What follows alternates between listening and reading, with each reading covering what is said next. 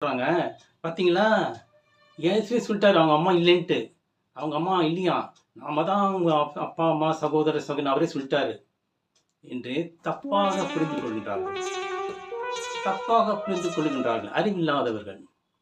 தூய ஆவி அவனுக்கு அது வரைக்கும் தான் வெளிப்படுத்தினாரு. அதுக்கப்புறம் அவங்க புரிஞ்சுக்க மனசு இல்ல. புரிஞ்சுக்க ட்ரை பண்ணல. அப்ப எது குற்றம் என்று நினைத்து அத புடிச்சுக்கிறாங்க. அதை தொடர்ந்து தியானித்தால், அதை ஆண்டவர் வெளிப்படுத்துவார்.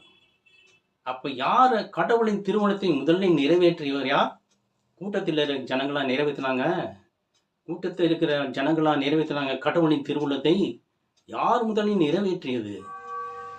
இயேசுவின் தாய் மரியாள். இயேசுவின் தாய் மரியாள் தான் கடவுளின் திருவுளத்தை முதலாக நிறைவேற்றினார். என்ன திருவுளம்? என்ன திருவுளம்? மரியாளிடம் சொல்கின்ற பாருங்க, நீ இயேசு என்று பிள்ளையை பெற்றெடுப்பாய். நீ ஒரு மகனை பெற்றெடுப்பாய். இயேசு என்று பெயரிடு.